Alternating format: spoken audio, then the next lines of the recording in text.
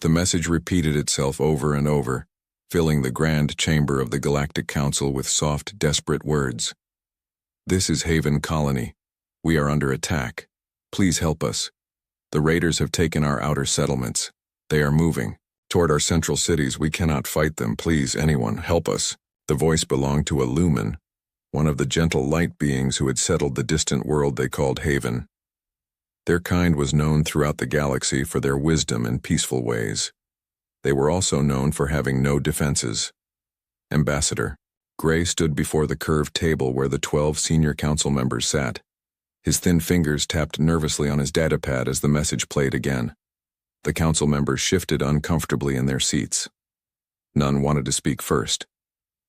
The message has been repeating for 3 days, Gray finally said. The Void Raiders have likely taken half the planet by now. Admiral Pike, the only military officer present, nodded grimly. The Raiders never leave survivors. They take what they want: resources, artifacts, slaves, and destroy everything else. The head counselor, an ancient being with skin like polished wood, leaned forward. We all feel for the Lumen, but Haven is at the edge of known space. None of our peacekeeping forces could reach them in time. Gray had expected this answer. It was the same one he had received from every species he had approached over the last 72 hours. The Aurat could not send ships because of their religious holiday. The Mindari were in the middle of their hibernation cycle. The Ziv simply did not have military vessels. There is one option we haven't tried, Gray said carefully. He knew his next words would not be welcome. Earth. The chamber went silent. Even the distress call seemed to fade into the background. The humans. The head counselor's voice was barely above a whisper. You cannot be serious.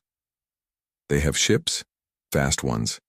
Their planet is closer to Haven than any of our homeworlds. And they are barbarians, interrupted Counselor Thren, her feathered crest rising in agitation. They come from a Class 12 Deathworld. Do you know what that means, Ambassador?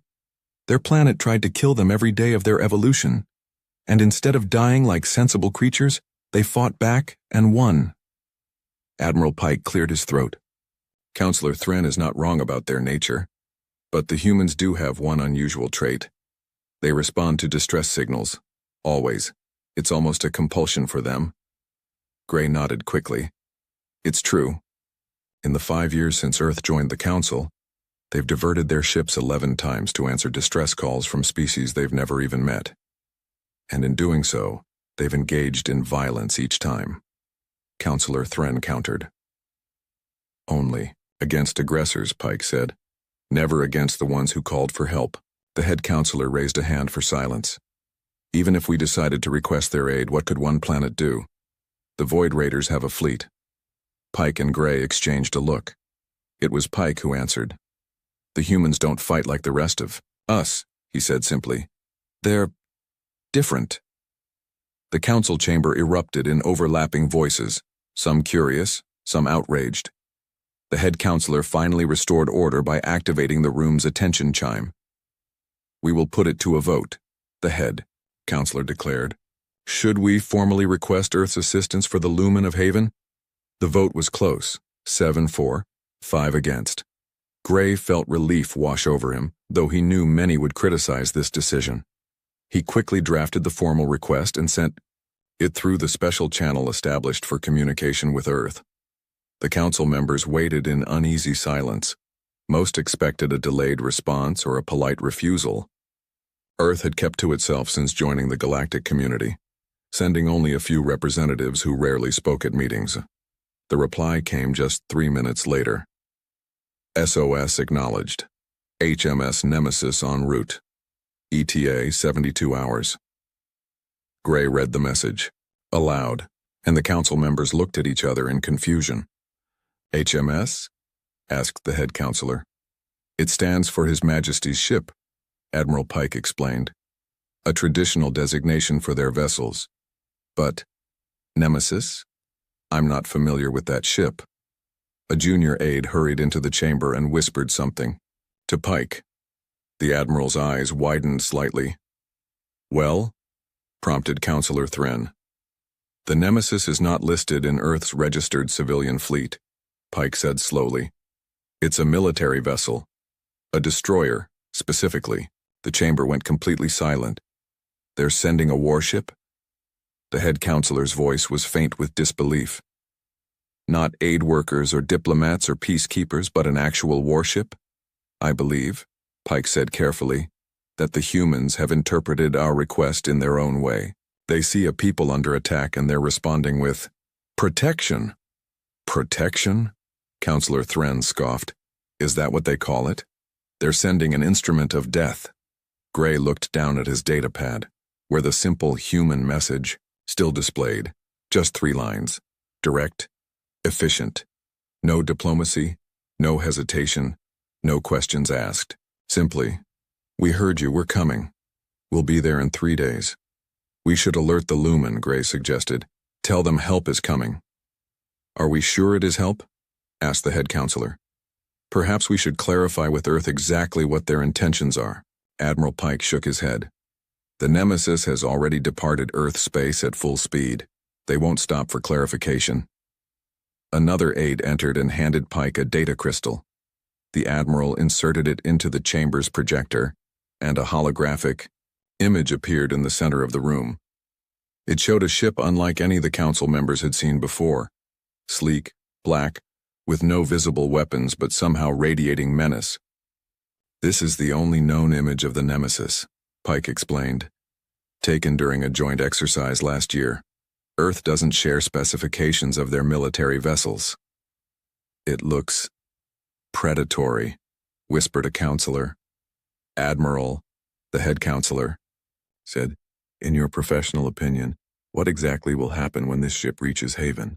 Pike studied the rotating image, his expression unreadable. The humans have a saying, speak softly and carry a big stick. It means to negotiate peacefully while having powerful force in reserve. He gestured to the image of the Nemesis. This council members is a very big stick. The Void Raiders are about to learn something that every predator on Earth discovered long ago. Sometimes what looks like prey is actually a predator in disguise. In the background, the Lumen distress call continued its loop. Please anyone, help us. But now those words carried a different weight. Help was coming, but it wasn't the kind of help anyone had expected. As the council session ended, Gray found himself wondering about the humans' response. Most species would have sent their kindest members, their most diplomatic voices, their gentlest helpers. The humans were sending their warriors. Gray wasn't sure if that made them monsters or heroes.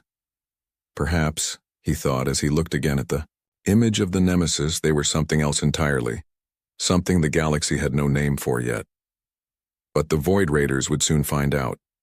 Captain Reese stood perfectly still on the bridge of the HMS Nemesis, hands clasped behind her back. Through the main viewport, she watched stars stretch into lines as the ship cut through hyperspace. The bridge was quiet, except for the soft beeping of instruments and the occasional murmur of the crew at their stations. Time to arrival? Reese asked, her voice calm. 26 minutes, Captain, answered Lieutenant Foster from the communication station. The young officer continued. The Lumen distress signal is still broadcasting. No change in the message. Reese nodded. 3 days of travel at maximum speed had brought them to the edge of the Haven system. 3 days during which the Void Raiders had continued their attack on a defenseless people. Tactical display, Reese ordered. Commander Stone, the first officer, activated the holographic projector in the center of the bridge. A 3-dimensional map of the Haven system appeared, with the planet itself glowing a soft blue at the center. Red dots marked the positions of 7 Raider ships in orbit. Their fleet is spread out, Stone observed. No defensive formation, they're not expecting company. Why would they? Reese said. The nearest Galactic Council outpost is 2 weeks away at top speed. But we're not from the Council, Stone said with a small smile. No, agreed Reese. We're not. Dr. Wells, the ship's xenobiologist, entered the bridge with a datapad in hand. Her white lab coat stood out against the dark uniforms of the bridge crew. Captain, I've completed my research on the Lumen, Wells said. They're even more vulnerable than we thought. Reese gestured for Wells to continue. The Lumen evolved on a world with no predators and no natural disasters, Wells explained, displaying images of tall, slender beings with faintly glowing skin. Their bodies produce natural light, bioluminescence, and they're telepathic within. Short ranges. Telepathic? Stone asked, suddenly concerned. Will they be able to read our minds? Not exactly, Wells said. They sense emotions and general thoughts, but they can't dig into memories or secrets. It's more like feeling the shape of someone's thoughts. And what will they feel from us? Reese asked quietly. Wells hesitated. That's the problem, Captain. The Lumen have no concept of violence, none. Their entire evolution happened without it. When they sense our capacity for combat, our willingness to fight, it might frighten them as much as the raiders do. Reese considered this information. So we're going to rescue people who might be afraid of us. People who may not understand that we're trying to help. Yes, Wells confirmed. But there's something else. Their telepathy works both ways. When a Lumen is killed, all nearby Lumen feel it happen. The raiders aren't just attacking them physically. They're causing psychological trauma with every death. The bridge fell silent as the crew processed this information. Reese's expression hardened. Tell me about the raiders, she said. Stone adjusted the holographic display, bringing up images of various ships and alien beings. The Void Raiders aren't a single species, Stone explained. They're outcasts and criminals from a dozen different worlds who joined together under one leader, Commander Dusk. The display showed a tall, dark-skinned alien with 4 arms and eyes that glowed red. Dusk was once a respected military officer in the Tarek fleet, Stone continued. He was dishonorably discharged for excessive violence against civilians during a peacekeeping operation. Instead of accepting punishment, he stole a warship and disappeared into the outer systems. Over the years, he's gathered others like him, beings who enjoy causing pain. Their tactics? Reese asked. Standard raid protocol, Stone replied. They target developing worlds with valuable resources but limited defenses. They take what they want, minerals, technology, slaves, and destroy everything else. No witnesses, no consequences. Until now, Reese said quietly. The ship's navigator called out, Preparing to exit hyperspace, Captain. Battle stations, Reese ordered. Throughout the ship, lights dimmed to combat settings and alert signals sounded. Crew members moved with practiced efficiency to their positions. Activate stealth systems upon exit, Reese continued. No emissions, no transmissions. I want us completely invisible. Stealth systems ready, reported the tactical officer. Exit. In 5, 4, 3, 2, 1. The stretched stars suddenly snapped back to points of light as the Nemesis dropped out of hyperspace at the very edge of the Haven system. The ship's special hull absorbed rather than reflected light, making it appear like a moving shadow against the stars. Stealth systems active, confirmed the tactical officer. We are running silent. Long-range scanners, Reese ordered. The main view screen changed to show Haven in detail. It was a beautiful world of blue oceans and green continents, but even from this distance the crew could see dark smoke rising from several locations on the planet's surface. Magnify, Reese said, her voice tight. The image zoomed in on one of the burning areas. It had once been a city, a collection of elegant crystal-like structures arranged in circular patterns. Now half of those structures were shattered or burning. Small ships moved between the buildings, landing to collect goods and captives before taking off again. Life signs? Reese asked. Thousands of Lumen life signatures concentrated in what appear to be detention areas, reported the sensor officer. Raider forces are moving through the city systematically. Reese studied the tactical display, noting the positions of all 7 Raider ships. One small vessel was currently separate from the others, positioned near the edge of the system on patrol duty. Perfect, Reese murmured. She turned to Stone. First, we need information. Target the isolated patrol ship. Approach course minimum power. Let's introduce ourselves. As the Nemesis glided silently through space toward the unsuspecting Raider vessel, Reese opened a secure channel to the ship's special operations bay, where 12 soldiers in black combat armor were checking their equipment. Sergeant Miller, Reese called. A tall, broad-shouldered soldier looked up at the screen. Captain, prepare your team for ground deployment, Reese instructed.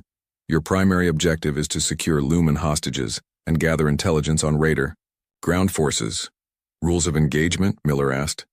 Protect the Lumen at all costs, Reese replied. As for the Raider, she paused. Use your judgment, Sergeant, but remember they started this, we're going to finish it.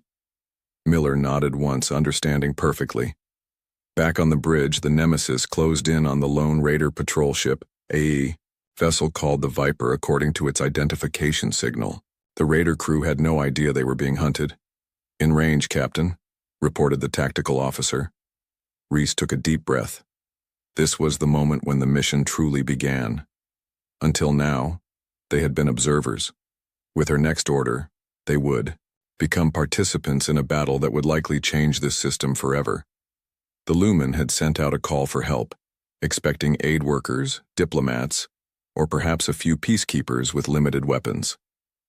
Instead, they were getting the HMS Nemesis, one of Earth's most advanced warships, crewed by beings who had evolved on a world where danger lurked around every corner, where survival meant being stronger or smarter or faster than whatever was trying to kill you. Disengage stealth systems, Reese ordered. Target their engines only. I want that ship disabled, not destroyed. The black hull of the Nemesis suddenly lit up as its systems powered to full capacity. To the crew of the Viper, it must have seemed like a predator materializing out of nowhere. Open communications, Reese said. The Raiders were about to learn an important lesson. Sometimes when you hunt the helpless, you attract the attention of something far more dangerous than your prey. Reese stepped forward, her voice clear and firm as she addressed the enemy. This is Captain Reese of the Earth vessel Nemesis. You are conducting illegal operations against a protected species. Surrender immediately. The hunt had begun. The bridge of the Raider ship Viper fell silent as Captain Reese's face appeared on their main screen. The human's calm expression revealed nothing, but her words hung in the air like a threat. This is Captain Reese of the Earth vessel Nemesis. You are conducting illegal operations against a protected species. Surrender immediately. The Viper's captain, a scarred alien named Fang, recovered quickly from his surprise. Patch me through to Commander Dusk, he hissed to his communications officer. Moments later, Commander Dusk's face appeared on a secondary screen. His red eyes narrowed as Fang explained the situation. One ship? Dusk laughed, his voice deep and rough. The Galactic Council must be truly desperate to send a single vessel. Dusk moved his face closer to his camera, addressing the human captain directly. Tell your council masters that Haven belongs to the Void Raiders now. Leave while you still can. We're not from the council, Reese replied evenly. We're from Earth. A flicker of uncertainty crossed Dusk's face. Earth? The Death World? He paused, then shrugged with all four arms. Your reputation is exaggerated. One ship cannot stand against 7. Leave now, and we might allow it. Reese ended the transmission without responding. Commander Stone looked at her. They're not taking us seriously. Good, Reese said with a small smile. Target the Viper's engine section. Precision strike only. On the tactical screen, the crew watched as the Nemesis's targeting systems locked onto the Raider vessel's propulsion systems. Fire, Reese ordered. A single energy beam lanced out from the Nemesis, striking the Viper with surgical precision. The Raider ship's engines flared and died, leaving it drifting helplessly. Direct hit, reported the tactical officer. Their engines are disabled, life support intact. Now we have their attention, Reese said. All remaining Raider ships are changing course to intercept us. 6 warships, each larger than the Nemesis, began moving to surround the human vessel, their weapons charged, glowing points of light against the blackness of space. They're forming a standard encirclement pattern, Stone observed. Predictable. Too predictable, Reese agreed. She turned to her navigation officer. Prepare hyperspace. Jump sequence Alpha. Target coordinates directly behind their command ship. The officer looked startled. Captain, a jump that short is extremely dangerous. The calculations have already been made, Reese interrupted. This is what we trained for, Lieutenant. As the raider ships closed in, their weapons reaching optimal firing range, Reese gave the order. Execute jump. The Nemesis vanished in sobbing, a flash of light only to reappear seconds later directly behind the largest raider vessel, Dusk's command ship, the Scourge. Fire at will, Reese commanded. The Nemesis unleashed a barrage of weapons fire at the Scourge's unprotected rear. Alarms blared on the raider vessels as they scrambled to adjust their formation. They're confused, Stone said with satisfaction. They've never seen a ship make a jump that precise within a system. Again, Reese ordered, jump sequence beta. The Nemesis disappeared once more, reappearing above a different raider ship. More precision strikes followed. They're trying to predict our pattern, Stone noted as the raiders began firing wildly. There's no pattern, Reese replied. On Haven's surface, Sergeant Miller led his team of Special Forces soldiers through the ruins of what had once been a beautiful Lumen city. They had landed their stealth dropship in a forest clearing 5 kilometers from the largest detention center. Miller signaled his team to stop as they reached the edge of a clearing. Ahead, a large crystal structure had been converted into a prison. Raider guards patrolled the perimeter, while inside hundreds of Lumen were visible, their softly glowing bodies making them easy to spot even from a distance. 6 guards at the main entrance, whispered Harris, the team's scout. 4 more on the roof, simple alarm system. Miller nodded. Standard formation, non-lethal takedowns if possible. Remember, the Lumen will sense any deaths telepathically. The team split into 3 groups and moved silently through the shadows. Miller's group approached the main entrance using the cover of fallen crystal columns. The raiders, accustomed to facing no resistance, had grown careless in their guard duty. 2 were actually playing a game with small stones, while the others talked loudly among themselves. Miller gave the signal, and his team moved. They struck with quiet efficiency, stun weapons dropping 4 guards before they could react. The remaining 2 reached for their weapons but were quickly overwhelmed by the human speed and precision. In less than a minute, all guards were neutralized and Miller's team had control of the entrance. Main entrance secure, Miller reported through his communicator. Team 2, status? Roof secured, came the reply. No alarms triggered. Team 3, begin extraction. As Miller's soldiers moved into the detention center, they encountered something unexpected. The Lumen prisoners were not cowering in fear, as might be expected. Instead, they were standing near the entrance, their bodies glowing with a strange pulsing light. An older Lumen stepped forward, taller than the others with skin that shimmered like sunlight on water. We felt your minds approaching. The Lumen said in a soft voice. You are different. Miller lowered his weapon. My name is Sergeant Miller. We're humans from Earth. We've come to help. The Lumen studied him with large, luminous eyes. Your minds are strange to us, ordered yet chaotic. You intend violence, but for protection? That's right, Miller confirmed. We're here to help, but we do things differently than you're used to. The Lumen introduced himself as Bright, an elder of his people. I have seen into the minds of the raiders, Bright said, his light dimming slightly. There is only darkness there, hunger, and cruelty, but you— He tilted his head curiously. You contain both light and darkness in perfect balance. Before Miller could respond, alarms began to sound throughout the compound. Through the crystal walls, they could see more raider ships landing nearby. They know we're here, Harris said tensely. Protect the Lumen, Miller ordered his team. Defensive positions. As raiders poured into the detention center from multiple entrances, the human soldiers moved with practiced coordination. Unlike the Lumen, who could only flee from violence, the humans engaged it with controlled precision. The raiders, expecting easy targets, found themselves outmaneuvered at every turn. Miller's team used the crystal architecture for cover, setting traps and ambushes that confused and separated the attacking forces. Bright and the other Lumen watched in astonishment as the humans fought. Where a Lumen would panic or freeze, the humans remained calm. Where the raiders attacked with wild aggression, the humans responded with calculated efficiency. How do they fight like this? One Raider commander shouted into his communicator as his forces fell back in disarray. It's like they've been preparing for this their entire lives. From his position behind a fallen column, Miller spotted a group of Raiders using their weapons to herd Lumen prisoners as shields. He switched his rifle to stun setting and spoke quietly to Bright, who had remained nearby. Can your people hear thoughts from a distance? Miller asked. Bright's glow pulsed. Yes, if we focus together. We need a distraction, Miller explained, quickly.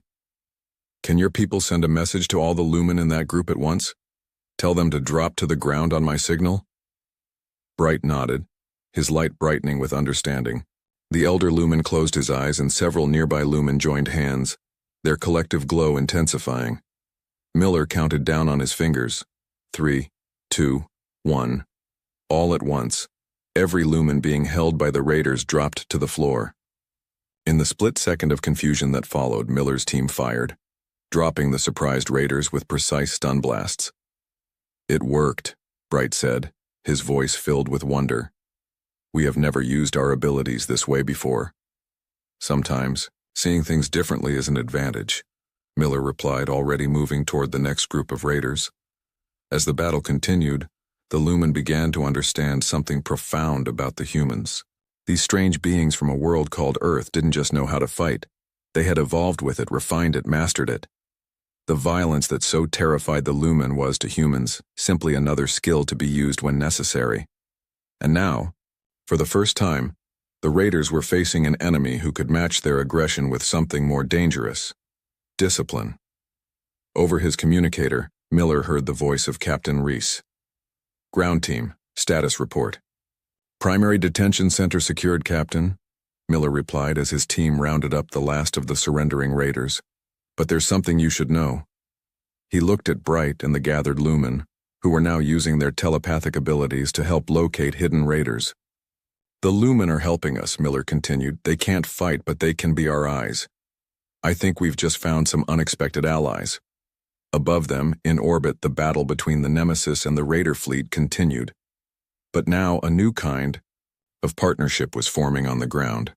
One between a species that had never known violence and another that had mastered it completely. The Raiders had no idea what was coming next. 3 hours into the battle, the Nemesis took its first serious hit. A coordinated attack by 3 Raider ships caught the human vessel as it emerged from a hyperspace jump. Energy beams struck the port side, causing the ship to shudder violently. On the bridge, Captain Reese gripped her command chair as warning alarms blared. Damage report.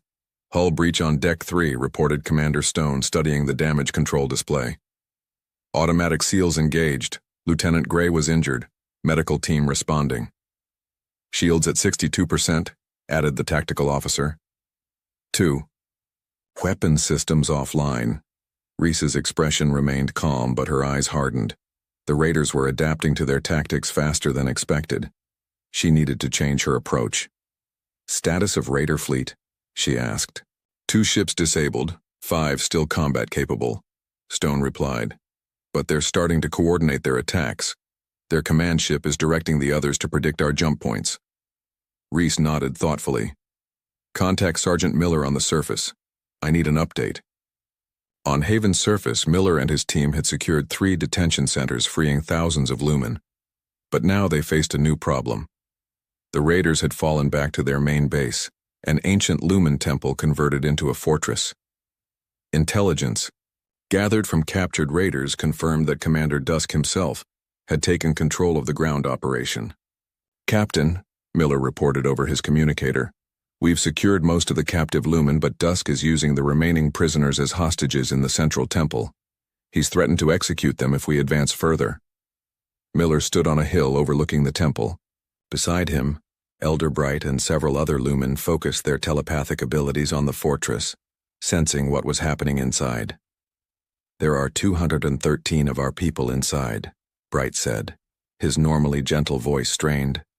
They are frightened. The one called Dusk is angry. His mind burns with hatred. Reese's voice came through Miller's communicator. Can you assault the temple? Not without risking the hostages, Miller replied. The raiders have set up explosive charges throughout the building. They're desperate. There was a pause before Reese spoke again. Hold your position. I'm sending Dr. Wells to your location. She has an idea that might help. Less than 30 minutes later, a small shuttle landed near Miller's position. Dr. Wells emerged, carrying several equipment cases. The xenobiologist looked tired but determined as she approached Miller and Bright. I've been studying the Lumen telepathic abilities, she explained, setting down her equipment, and I think there's a way we can use them to our advantage. Wells opened one case, revealing devices that resembled small silver discs. These are neural disruptors, designed to interfere with specific brain patterns. We use them for medical purposes, but with some adjustments. She looked at Bright. Your people can communicate telepathically. Can you also project sensations, images, feelings? Bright's glow pulsed thoughtfully. We can share emotions and simple images with those who are receptive. But the raiders' minds are closed to us. Too chaotic, too violent. You don't need to connect with their minds, Wells said. You just need to create enough telepathic noise to confuse their equipment. She pointed to devices mounted around the temple. Those are sensor arrays. They detect movement, heat, even neural activity. But they can't distinguish between real signals and telepathic projections. Miller understood immediately. A diversion. If the Lumen create enough telepathic activity, the raiders' sensors will be overwhelmed, Wells finished. They won't be able to tell what's real and what's not. Bright looked at the other Lumen who had gathered to listen. We have never used our abilities this way before, as a weapon. Not a weapon, Wells corrected gently. A shield. Protection for your people inside. After a moment of silent communication among themselves, Bright nodded. We will try. While Wells worked with the Lumen, Miller gathered his team. We need a way into that temple that the raiders won't expect. An elderly female Lumen named Shimmer approached. There are passages beneath the temple, ancient ways known only to our priests. I can show you. In orbit, the Nemesis continued its hit-and-run attacks against the raider fleet, but Captain Reese knew her ship couldn't sustain this pace much longer. Damage was accumulating, and the raiders were getting better at anticipating their movements. Captain, Stone said quietly, we need a new strategy. Reese studied the tactical display. The 5 remaining raider ships had formed a tight defensive formation around Dusk's command vessel. They were no longer chasing the Nemesis, conserving their energy, and waiting for the human ship to attack. They think they've figured us out, Reese said with a slight smile. Let's show them something new. She turned to her communications officer.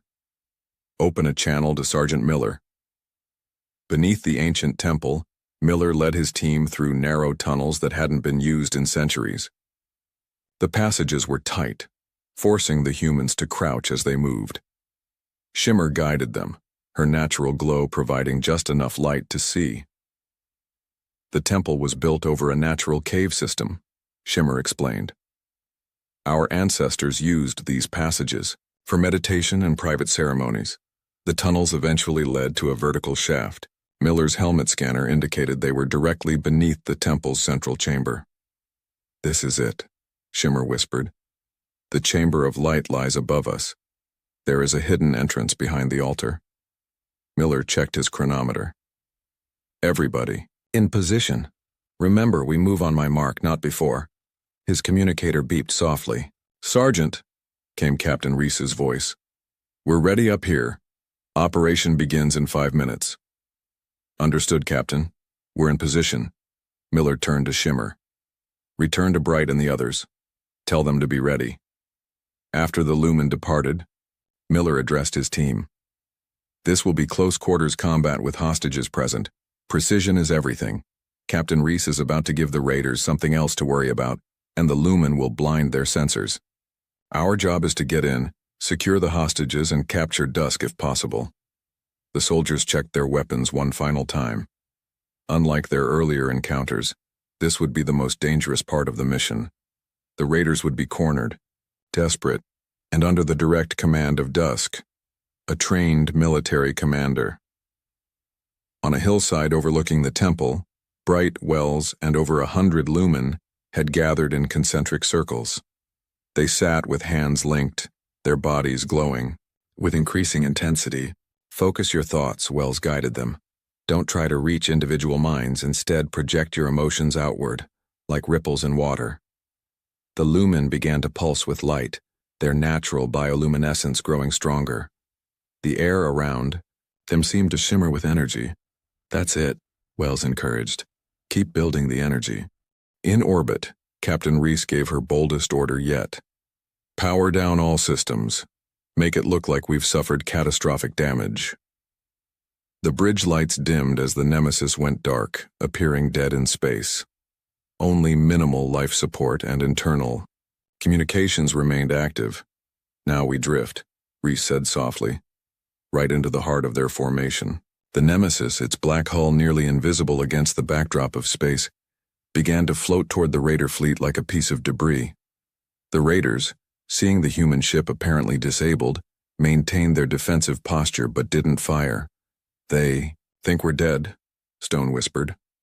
Let them keep thinking that, Reese replied, until it's too late. Miller's chronometer reached 0. Go. Simultaneously, 3 things happened. In orbit, the seemingly dead Nemesis suddenly roared back to life in the middle of the Raider formation, all weapons firing at point-blank range. On the hillside, the gathered lumen released a massive telepathic surge that overwhelmed every sensor in and around the temple. To the Raiders inside, it appeared as if thousands of beings were approaching from all directions. And beneath the temple, Miller's team burst through the hidden entrance into the Chamber of Light, catching the Raiders in a moment of complete confusion. The chamber was vast, with a domed ceiling covered in crystal formations that reflected light in dazzling patterns.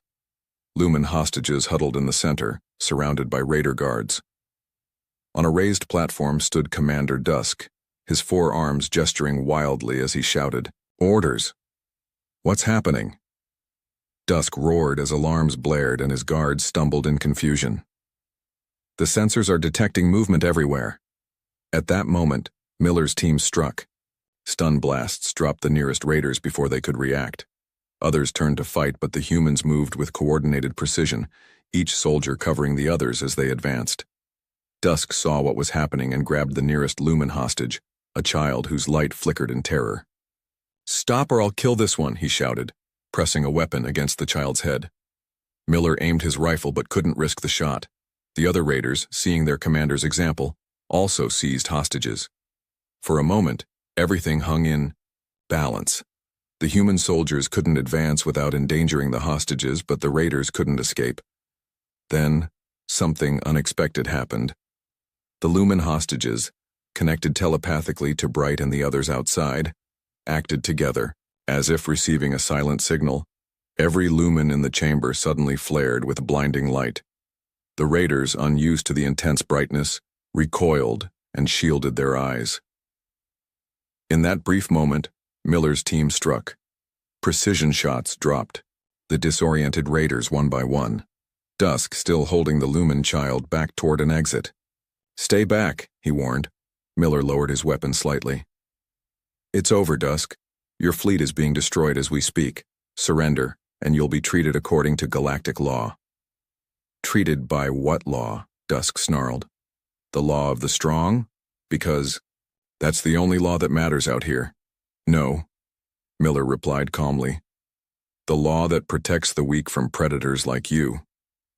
As they faced each other, the child in Dusk's grasp suddenly went completely dark, stopping its glow entirely. Surprised, Dusk glanced down, and in that split second of distraction, Miller fired. The stun blast hit Dusk squarely and he collapsed. Throughout the chamber, the Raiders were being secured by Miller's team. The lumen hostages, their glow returning to normal, embraced each other in relief. Miller approached the child who had been held by Dusk. The young lumen looked up at him with large, luminous eyes. "You stopped your light," Miller said, impressed. "How did you know to do that?" The child's glow pulsed gently. "I felt it in your mind. The darkness that hides the light. Sometimes to be safe one must be silent." Miller nodded, understanding dawning. The Lumen were learning from the humans, just as the humans were learning from them. His communicator activated with Captain Reese's voice. "Ground team, status?" "Temple secured, Captain," Miller reported. "Dusk is in custody. All hostages safe." "Well, done," Reese replied. "The Raider fleet has been neutralized. The Haven system is secure." Miller looked around the ancient chamber, where humans and Lumen now stood together in victory. "What happens now?" he asked. "Now," Reese said, "we show the galaxy what happens when someone sends a distress call to Earth." 3 days after the battle, a Galactic Council ship arrived at Haven. The sleek diplomatic vessel named Harmony entered orbit cautiously. Its scanners showed the remains of the Raider fleet, disabled ships drifting under guard by the HMSE Nemesis, which still bore the scars of combat on its dark hull. Ambassador Gray stood nervously on the Harmony's observation deck, watching as a shuttle from the Nemesis approached their docking bay. He had come expecting to find devastation, perhaps even to conduct rescue operations for any surviving Lumen. The Council had sent medical teams, aid workers, and a small security force. What Gray hadn't expected was to find the Raider threat completely neutralized, the Lumen population largely intact, and reconstruction already underway. "I still don't understand how they did it," Gray murmured to Admiral Pike, who stood beside him. "One ship against 7, a dozen soldiers against hundreds of Raiders." Pike didn't answer immediately. The old military officer had suspected the humans might be effective, but even he hadn't imagined such a decisive victory. "Perhaps," Pike said finally, "we've underestimated them." The shuttle docked and Captain Reese emerged. She wore her formal uniform, but her face showed signs of exhaustion beneath her professional demeanor. Ambassador Gray, Admiral Pike, Reese greeted them with a small bow. "Welcome to Haven." Gray stepped forward, extending his thin hands in the traditional council greeting. "Captain Reese, on behalf of the Galactic Council, I offer our sincere gratitude for your intervention." Reese accepted the gesture politely. "My crew performed admirably, but there's someone else you should meet." She turned and gestured to the shuttle. Elder Bright emerged, his light pulsing gently. Several council members gasped. They had expected to find the Lumen traumatized, hiding from violence they couldn't understand. Instead, Bright stood tall, his glow strong and steady. "Greetings, Ambassador," Bright said. "The Lumen of Haven welcome the Galactic Council." Gray fumbled for words. "Elder Bright, we came prepared to offer emergency aid and evacuation if necessary, but it seems that we are rebuilding rather than fleeing." Bright finished with a gentle pulse of light that indicated amusement. "Yes, thanks to our human allies." Gray looked from Bright to Reese, confusion evident on his face. "Allies? But the Lumen abhor violence. And humans are quite capable of it," Reese acknowledged. "But capability doesn't equal desire, Ambassador. We did what was necessary to protect the Lumen. Nothing more."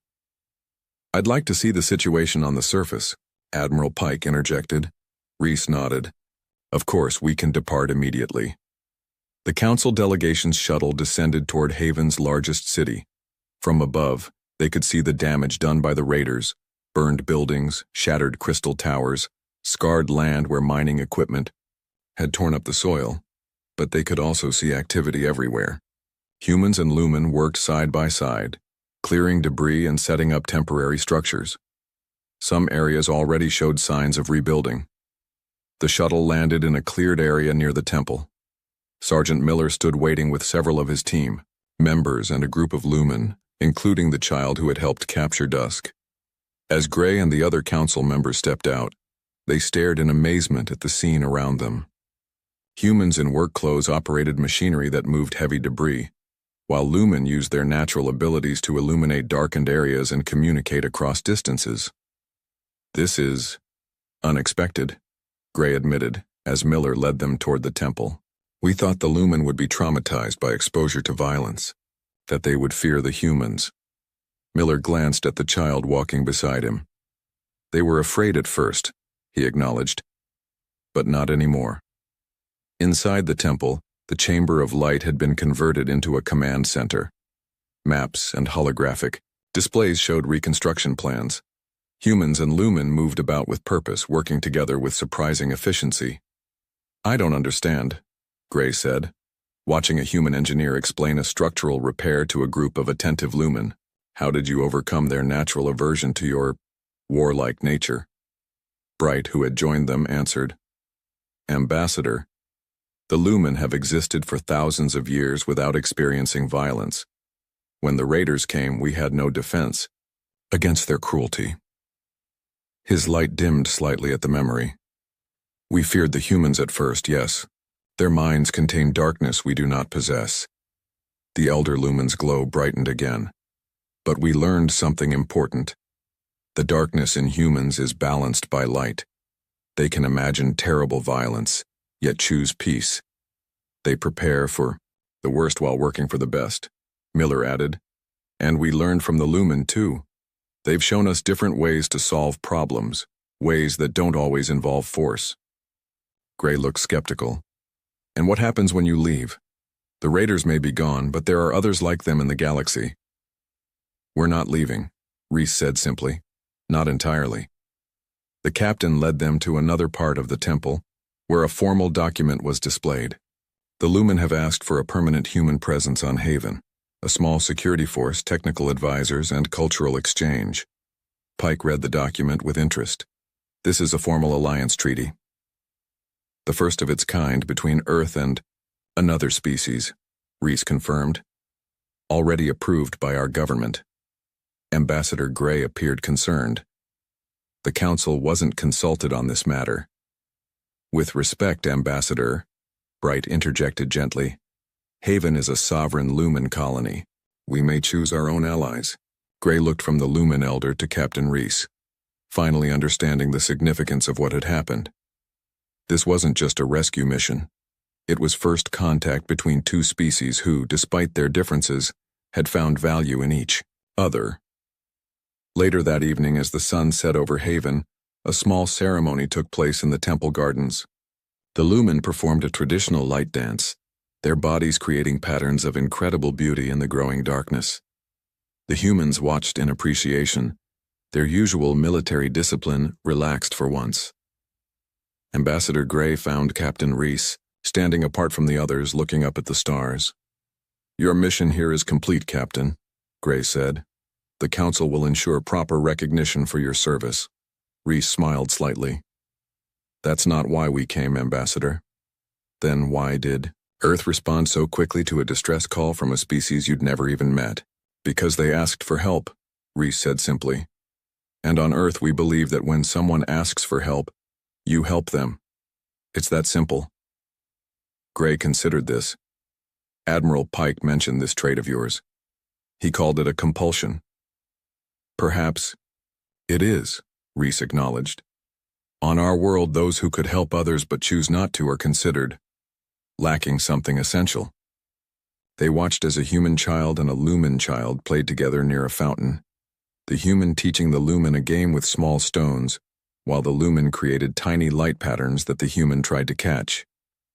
"The Council feared you," Gray admitted, quietly. "When Earth joined us 5 years ago, many believed it was only a matter of time before humans tried to dominate through force. Your world, your history, they're so different from the rest of us." "Yes," Reese agreed. "We evolved on a world that tried to kill us every day. We had to become strong to survive." She watched the playing children with a soft expression. "But strength doesn't have to be frightening, Ambassador. It can also protect."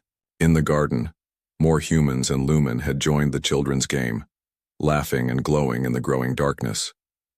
"Your ships are called His Majesty's ship," Gray noted. "Nemesis is a name from human mythology, is it not? The goddess of retribution." "Yes," Reese nodded, "but also of balance and harmony. She brought retribution to those who needed it, but protection to those who deserved it." As they watched the celebration, Admiral Pike approached with a data crystal in hand.